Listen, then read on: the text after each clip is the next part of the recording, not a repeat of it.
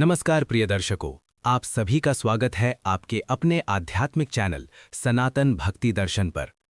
आज हम सुनेंगे एक ऐसी कथा जो प्रेम, तपस्या, क्रोध और वैराग्य के गहरे रहस्य को उजागर करती है।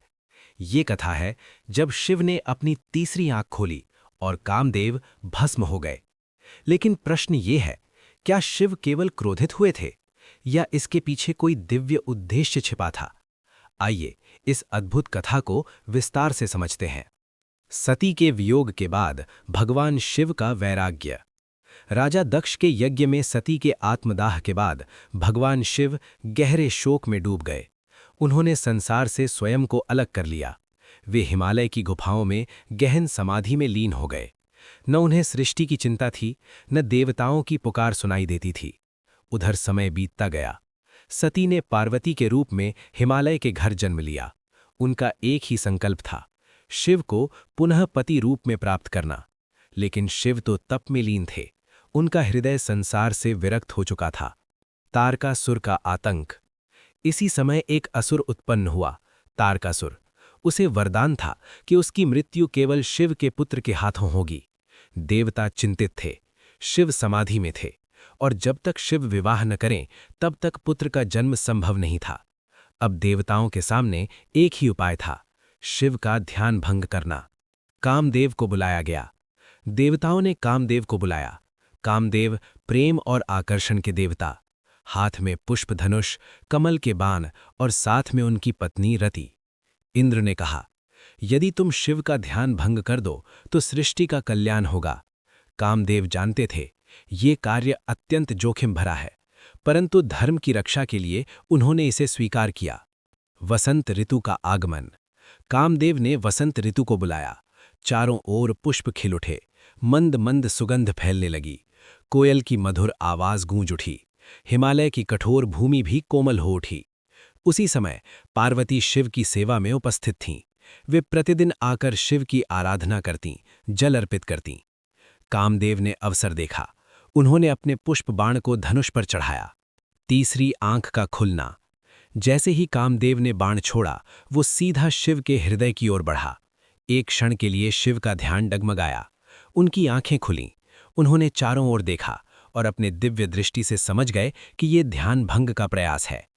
उनके भीतर वैराग्य की अग्नि प्रज्वलित हो उठी। क्षण भर में उनके ललाट पर स्थित तीसरी आंख खुल गई। उस आंख से निकली अग्नि इतनी प्रचंड थी कि कामदेव तुरंत भस्म हो गए। वहां केवल राख शेष रह गई। पूरा ब्रह्मांड कांप उठा। देवता भयभीत हो गए। रति का विलाप। कामदेव की पत्नी रति वहां पहुंची। उन्होंने अपने पति की राख देखी और विलाप करने लगीं। उन्होंने शिव से प्रार्थना की, प्रभु, मेरे पति ने ये कार्य देवताओं के कहने पर किया था। उनका उद्देश्य अधर्म नहीं था। शिव का हृदय करुणा से भर गया। उन्होंने कहा, कामदेव अब देह रूप में नहीं रहेंगे, परंतु वे अनंग रूप में सदा जीवित रहेंगे, अर्थात बिना शरीर के भी प्रेम संसार में विद्यमान रहेगा।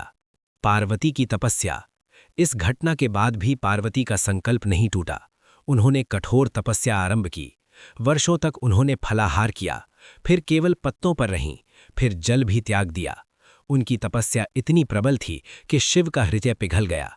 उन्होंने पार्वती को स्वीकार किया और विवाह संपन्न हुआ। बाद में उनके पुत्र कार्तिकेय ने तारकासुर का वध किया। ओम। तीसरी आंख का रहस्य। शिव की तीसरी आंख केवल क्रोध का प्रतीक नहीं है, वो प्रतीक है ज्ञान का, अंतर्दृष्टि का, माया के पार देखने की शक्ति का। जब काम अर्थात वासना नियंत्रण से बाहर हो जाए, तब विवेक की अग्नि उसे भस्म कर देती है। तीसरी आंख ये सिखाती है, मन पर नियंत्रण आवश्यक है, तप और संयम सर्वोच्च शक्ति है। प्रेम पवित्र हो, वासना नहीं। कामदेव का दहन ये दर्शाता है कि जब तक व्यक्ति काम, क्रोध, लोभ से ऊपर नहीं उठता, तब तक वो शिवत्व को प्राप्त नहीं कर सकता। लेकिन शिव ने प्रेम को समाप्त नहीं किया, उन्होंने केवल वासना को नियंत्रित किया। इसलिए कामदेव अनंग रूप में जीवित रहे।